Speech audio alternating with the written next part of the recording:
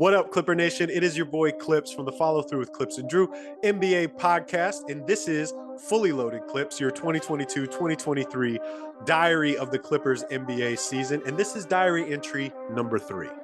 First off, I like to say that I apologize. I know it's been about a week since I dropped my last show on here, but your boy's been going through it. I'm going blind in my left eye.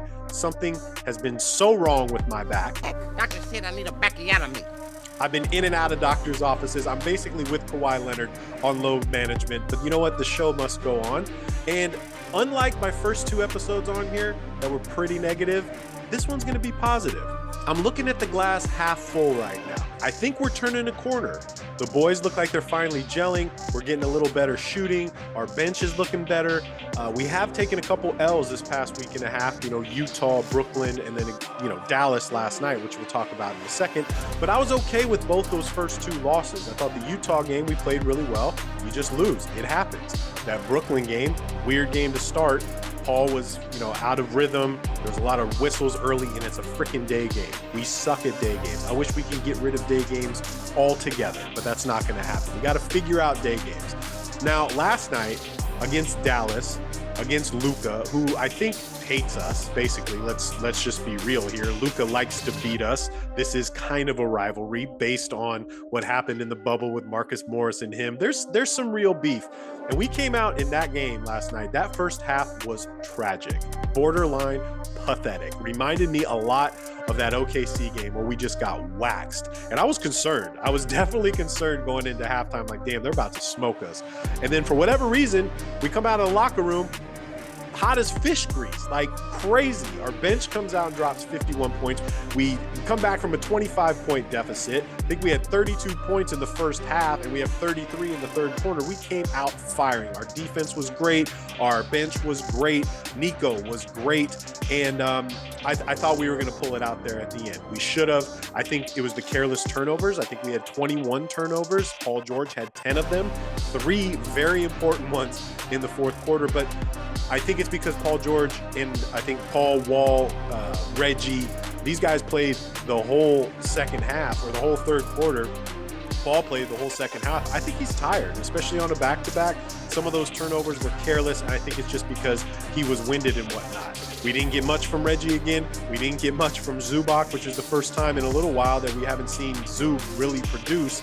But that game was ours. We should have won it, especially since Nico came out 7 for 7. That's a very positive sign for us. He looked great. The final play at the end, the free throw shot, Rocco had it in his hand, just didn't get it off. And look, the positive from that is that we came back, fought back, and could have won that game. We're going to see them plenty more times.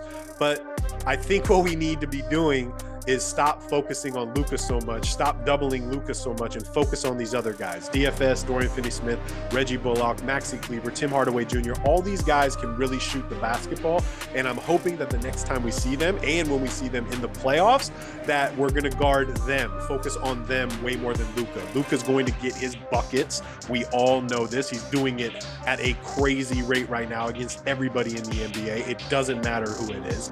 Also, it's going to be different when we have Kawhi back. If that ever happens, I have no idea. Supposedly, Kawhi has been playing 5-on-5 with some of the boys, some of the coaching staff. I think he's close to coming back. In what way he's coming back off the bench, 100%, I have no idea. I do want to make a proclamation, though. I do think Kawhi is going to be back December 3rd. That's something that's sticking out in my head. I think it's going to be December 3rd against Sacramento. We have 2 days off prior to that. And I think that's when he's going to make his return. There were some rumors that came out yesterday that the Clippers are interested in Miles Turner. Now, I do find this interesting. I've talked about it on our podcast, The Follow Through with Clips and Drew. I've been interested in Miles Turner for the past 2 years. I don't know why we're so eager for him right now. I understand we need rebounding. We need rim protection. We need offensive rebounding. And Miles Turner is a good guy to do that. Zub's working way too hard doing all of that. And I would love to have Miles Turner. He would be a great addition to this team. But at what expense? Like, what are we going to trade for Miles Turner? Are we going to get rid of Marcus Morris? Are we going to get rid of Mook? The contract's worth $17 million for Miles Turner. I think Mook makes about 16. But Marcus Morris is our second best player right now, depending on how good Zub's playing, and I'm not counting Kawhi because Kawhi is not playing right now. Marcus Morris has been the most efficient, best player, second best player on our team. He's huge for us. If Kawhi, if this thing lingers on and doesn't happen this season, we're going to need scoring. And it seems like Marcus and Paul are the only two guys that are getting the scoring done. So I definitely want to check the ticket on Miles Turner. What's it going to cost? What's it going to cost us? And I think the Clippers, the upper management, the front office, Ty Lue, I think they're going to make the right decision. But I want them to be thorough with this. And I want to make sure that it's the right play for us. Because if we lose Marcus right now and Kawhi doesn't come back till January, February, March, I don't even know if he's going to play this season. We're going to need him. So we are above 500. We're 8-7. We have a 3-game homestand coming up here. We got Detroit on Thursday, then San Antonio. Then we're going to see Utah again. Detroit doesn't have beef stew. Isaiah Stewart, he's out for a couple weeks.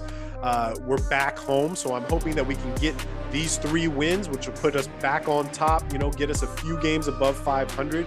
Utah is going to be a tough one. San Antonio plays their ass off.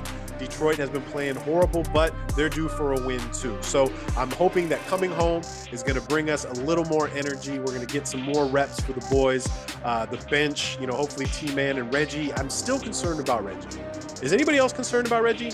I don't know, man. He's looking in the first quarters just not good. And I love Reggie. We all love Reggie. I want him to snap out of whatever it is that he's going through. We rely on him so much, and we need his scoring so much. Now that we have Rocco back out of health and safety protocols, we're going to see more from him. But look, I'm happy. I'm cool with where we're at. I'm more concerned about what's up with Kawhi. When is this going to happen? And I'm really interested to see what happens with the Miles Turner thing. One more positive I want to bring up. Our City Edition jerseys are fire.